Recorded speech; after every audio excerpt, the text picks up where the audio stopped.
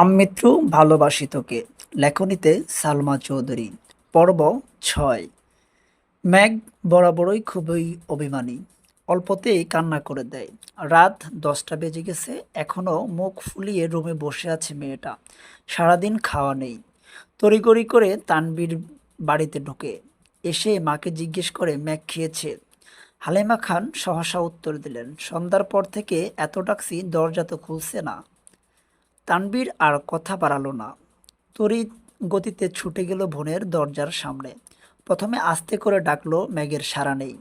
আচমকা চোয়াল শক্ত করে এক প্রকার চিৎকার দিল, ম্যাগ, তুই এই মুহূর্তে দরজা না খুললে তোর কপালে শনি আছে বলে দিলাম।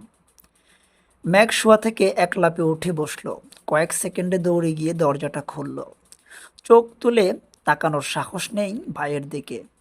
আজ পর্যন্ত তানবীর ম্যাগের গায়ে হাত তোলেনি, শুধু ধমকেই দিয়েই। কিন্তু ভাইকে এক বিন্দু বিশ্বাস করে না ম্যাগ। কখন আবির ভাইয়ের মতো নাক মুখে মারবে থাপ্পড়, বিশ্বাস নেই। দরজা খুলতেই নরম স্বরে তানবীর বলল, খেতে যা। ম্যাগ তানবীরের এত নরম স্বর কোনোদিন শোনেনি। ভাবতেই পড়েছে, ভাইয়া তাকে এত ভালোবেসে খেতে বলেছে। তানবীর, খাওয়া শেষ হলে তোর ফোনটা দিস, তোকে একটা ফেসবুক আইডি খুলে দেব। তানবীরের এমন কথায় ম্যাগ আহাম্মক বনে গেল। তানবীর ভাই বরাবরই এরকম, নিজেই ঝাড়বেন তারপর নিজেই আদর করবে, এটা সেটা কিনে এনে আনবে ম্যাগের জন্য। কিন্তু আজকের বিষয়টা সম্পূর্ণ ভিন্ন। এত নরম স্বর কখনো শুনেনি এর আগে। নিমিষেই মনটা খুশিতে ভরে গেল ম্যাগের। খাবার টেবিলে বসে আপন মনে খাচ্ছে ম্যাগ। আজকে তার পছন্দের অনেক রেসিপি আছে। একটু একটু করে সব চেক করছে, কিন্তু রাগে ফুসফুস করছে ম্যাগের আম্মু হালিমা খান।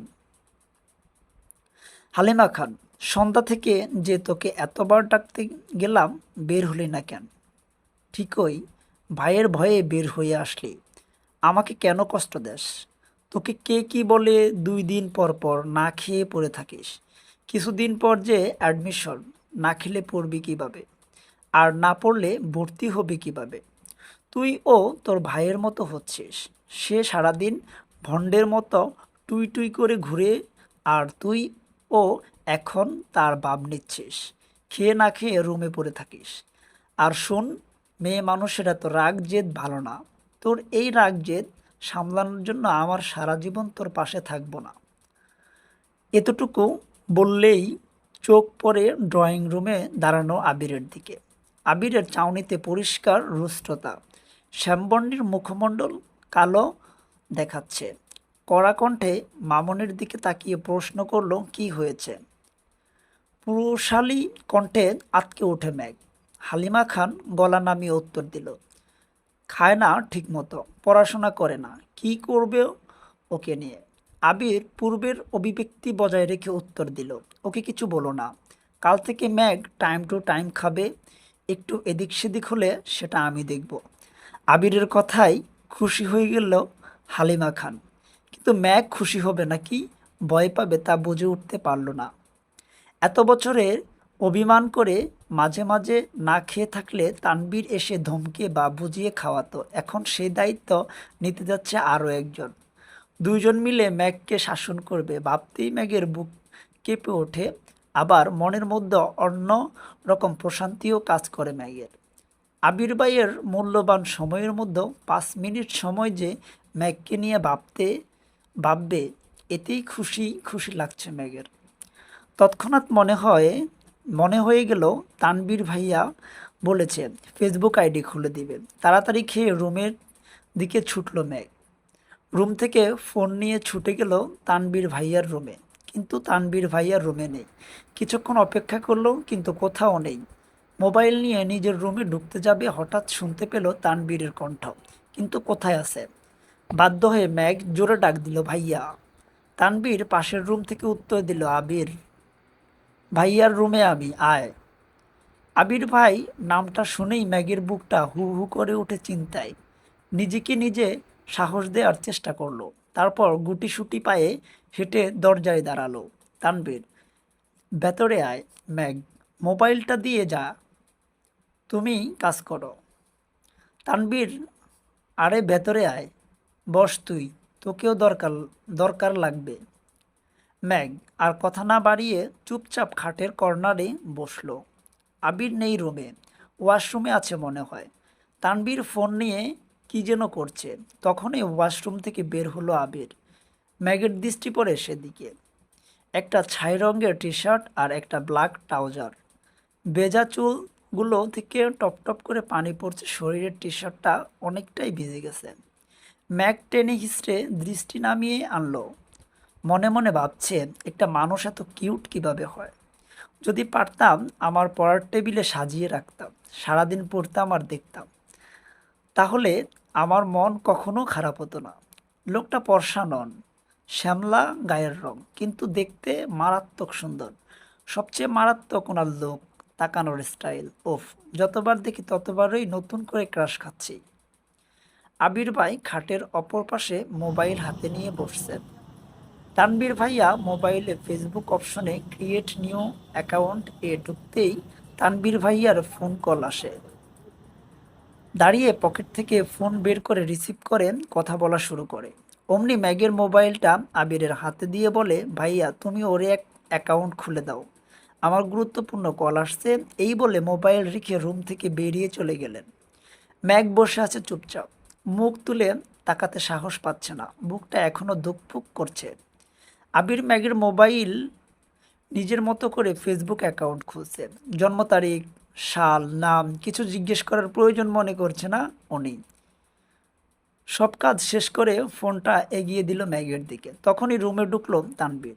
সহসা বলে উঠল, শেষ। এই বলে ফোনটা নিজের হাতে নিল। ফেসবুকে ঢুকে তানবীর আইডিটা খুঁজে রিকোয়েস্ট পাঠালো। আবিরের দিকে তাকিয়ে বলল, ভাইয়া তোমাকে রিকোয়েস্ট দে, অ্যাকসেপ্ট করো নাকি? আবির গম্ভীর কণ্ঠে বলল, আমায় রিকোয়েস্ট দিতে হবে না। তানবীর কথাই পাত্তা না দিয়ে কয়েক সেকেন্ড পর বলল, ভাইয়া তোমায় রিকোয়েস্ট পাঠিয়েছি, অ্যাকসেপ্ট করে নিও, না হলে আমার ছোট্ট বোনটা কষ্ট পাবে। আবির তীক্ষ্ণ দৃষ্টিতে তাকিয়ে আছে তানবীরের দিকে। ম্যাগ মনে মনে খুশি হলো ভাইয়ের কথায়। ম্যাগের তো কখনো সাহসই হতো না আবির ভাইকে রিকোয়েস্ট দেওয়ার বা অ্যাকসেপ্ট করার কথা বলার। তানবীর সেদিকে গুরুত্ব না দিয়ে ম্যাগের হাতে ফোন দিয়ে বলল, তুই এখন যা, আমি আর ভাইয়া অ্যাকসেপ্ট করে নিব। তুই কি করিস না করিস সব নজরে রাখবো কিন্তু। ম্যাগ কখন ম্যাগ কোনো কথা না বলে মাথা নিচু করে রুম থেকে চলে আসলো মোবাইল নিয়ে। ম্যাগ রুমে এসে বিছানায় শুয়ে ফেসবুক ঢুকতেই নজর পড়ল, সাজ্জাদুল খান আবির অ্যাকসেপ্টেড ইওর রিকোয়েস্ট। ম্যাগ শুয়ে থেকে উঠে বসে। ম্যাগের খুশি দেখে কে? ফ্রেন্ড লিস্ট এ একমাত্র ফ্রেন্ড, সেটাই আবির ভাই। তার একটা স্ক্রিনশট রেখে দিল ম্যাগ। তার 5 মিনিট পর অ্যাকসেপ্ট করলো তানবীর ভাই। আবির ভাইয়া আইডিতে ঢুকলো। প্রোফাইল পিকটা নতুন কেনা বাইকে বসা, একদম ওয়াও। কভার ফটো সবুজ ঘাসের মাঝে বাইকটা রাখা, তার সামনে বাইকে হেলান দিয়ে বসা আবির ভাই। ছবিটা, ও মাই গড, ওয়াও। সবগুলো ছবি দেখে দেখে ডাউনলোড করছে ম্যাগ। যত দেখছে ততই পাগল হয়ে যাচ্ছে মেয়েটা। মনে হয় পাবনা যেতে বেশি দিন লাগবে না। তারপর মোবাইল রেখে ঘুমানোর চেষ্টা করলো। চোখ বন্ধ করতেই চোখের সামনে ভেসে আসছে একটার পর একটা স্টাইলিশ ছবি। কখন যেন ঘুমিয়ে পড়ছে মেয়েটা। আজ শনিবার, আবির অফিসে যাওয়ার দিন। সকাল সকাল উঠে শাওয়ার নিয়ে ফিটফাট হয়ে রেডি হয়ে পড়েছে আবির। 7:30 বাজে মাত্র। নিজের রুম থেকে বের হয়ে করিডোর দিয়ে দ্রুত হাঁটছে, হঠাৎ ম্যাগের দরজার সামনে এসে দাঁড়িয়ে দরজায় ডাক দেয়। দুইবার ডাকতেই ঘুমন্ত মেঘ ঘুমে টলতে টলতে দরজা খোলে। সামনে দাঁড়িয়ে আছে আবির ভাই। নিজের চোখে যেন বিশ্বাসই করতে পারছে না। প্রথমে ভেবেছে এটা স্বপ্ন, তারপর এদিক সেদিক তাকিয়ে বুঝলো এটা বাস্তব। আচমকা এইভাবে আবিরকে দাঁড়ানোর দেখে ভ্যাবাচ্যাকা খেলো মেয়েটা। মেঘের চেহারায় নিদ্রিত ভাবটা লেপ্টে আছে এখনো। আবির পূর্ণ দৃষ্টিতে পরখ করলো অষ্টাদশের রাঙ্গা মুখ বিবর। তারপর চোখ সরিয়ে নিয়ে বলল, 5 মিনিটের মধ্যে খেতে আয়। পুনরায় দ্রুত গতিতে হাঁটা দিল। আবিরের আযাচিত উপস্থিত নাড়িয়ে দিয়েছে ম্যাগের মস্তিষ্ক। হঠাৎ মনে পড়ে গেল 5 মিনিটে নিচে যেতে হবে। তৎক্ষণাৎ ছুটল ওয়াশরুমে। 5 মিনিটের মধ্যে নিচে উপস্থিত হলো ম্যাগ। এ সময়ে ম্যাগের এই সময়ে ম্যাগকে খাবার টেবিলে দেখে অবাক হলো সকলে। 2 বছর যাবৎ মেয়েটা সকালে সবার সাথে খায় না। প্রাইভেট থাকলে আগে খায়, না হয় সবাই অফিস বা স্কুলে চলে গেলে তারপর খেয়ে কলেজে যায়। হালিমা খান ছুটে আসলেন মেয়ের দিকে। আয় আয় বস মা, কি খাবি বল।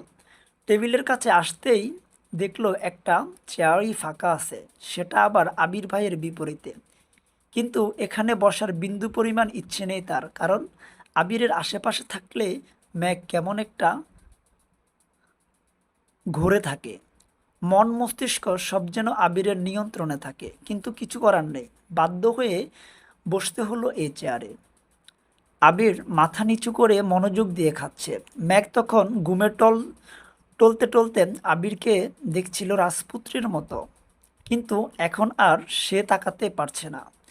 শীর্ণ বক্ষ ধরপড় করছে ম্যাগের। মনে মনে খুব করে চাচ্ছে একটু তাকিয়ে আবিরকে দেখতে, কিন্তু মনে হচ্ছে কিছু একটা মাথা চেপে বসে আছে, মুখটাই তুলতে পারছে না। আলী আহমদ খান হঠাৎ বলে উঠল, ম্যাগমা, আজ থেকে তোমার নতুন টিউটর আসবে। সারাদিন তুমি বাহিরে থাকবে, তাই তাকে সন্ধ্যার পর আসতে বলেছে। ম্যাগ চুপচাপ খাবার খাওয়ার চেষ্টা করছে। বুকের ভেতর যে জ্বর তুফান চলছে তা যেন কেউ বুঝতে না পারে। আবির সবার আগে খাবার শেষ করে বাসা থেকে বের হয়ে গেল। আবিরের পেছনে পেছনে আলী আহমদ খান, মোজাম্মেল খানও ইকবাল খানও চলে গেলেন।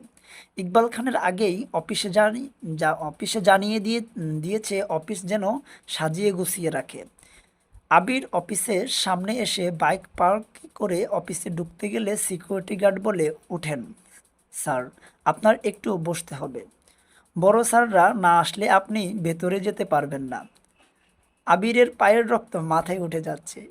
রাগে কটমট করতে করতে ওয়েটিং রুমে বসে আছে সে। 10 মিনিটের মধ্যেই অফিসে ঢুকলো 3 ভাই। আবির তখন বসেই আছে। কিছুক্ষণ পর সিকিউরিটি গার্ড এসে ডাকলেন, স্যার, আপনাকে ভেতরে যেতে বলেছে। আবির নির্ভীক ভঙ্গিতে হেঁটে ভেতরে চলে গেল। অফিসের ভেতরে ফুল দিয়ে সাজানো ঢুকতেই সবাই হাততালি দিয়ে কংগ্রাচুলেশন জানাচ্ছে আবিরকে। দু একজন ছবি তোলায় ব্যস্ত। বাবা চাচা 3জন আর আবির মিলে একটা কেকও কাটলো।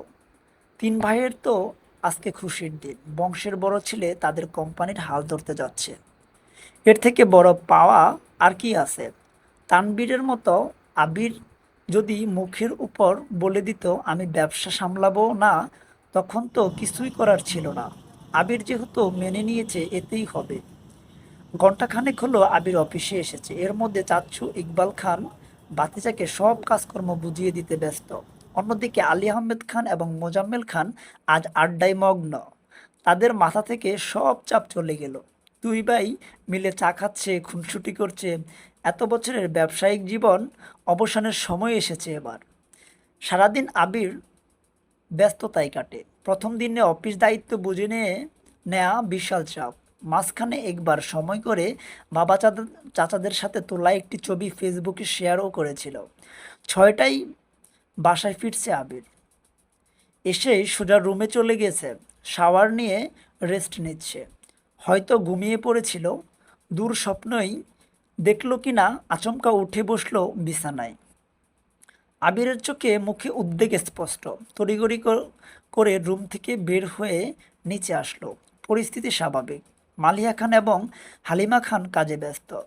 আদির আম্মু আদিকে নিয়ে পড়াতে বসেছেন। মিমও হয়তো পড়েছে নিজের রুমে।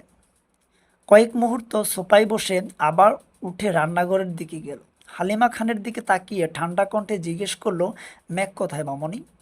ম্যাগের টিউটর এসেছে, পড়ার ঘরে পড়াচ্ছে। আবির, ও আচ্ছা, আমায় একটু কফি করে দিতে পারবে? হালিমা খান, একটু অপেক্ষা করো বাবা, এখনই দিচ্ছি। আবির ছোটবেলা থেকেই নিজের মা মালিহা খানকে আম্মু, তানবীরের আম্মুকে মামনি আর আদির আম্মুকে কাকি মা ডেকে অভ্যস্ত। এত বছরেও তার ডাকের পূর্বের ন্যায় মিষ্টতা মিশে আছে। সোফায় বসে কফি খাচ্ছে আর মোবাইল ঘাটাঘাটি করছে। 20 মিনিট পর পড়ার রুম থেকে বের হলো একটা ছেলে, বয়সের হয়তো 22-23 বছরের, 5 থেকে 7 বা 8 হবে লম্বা, চোখে চশমা। হালিমা খানকে বলল, আন্টি আজ আসি, আবার কাল আসবো। হালিমা খান হাসি মুখে বলল, আচ্ছা ঠিক আছে। এদিকে আবিরের কোমলতা পাল্টে গেল, চটে গেল ভীষণ। সবেগে ঘুষি বসালো সোফার পাশে দেয়ালে। আবিরের চোখ আগুনের মতো লাল হয়ে গেছে। এক মুহূর্ত বসলো না, সোজা উঠে ধপধপ করে সিঁড়ি দিয়ে উঠে নিজের রুমে চলে গেল।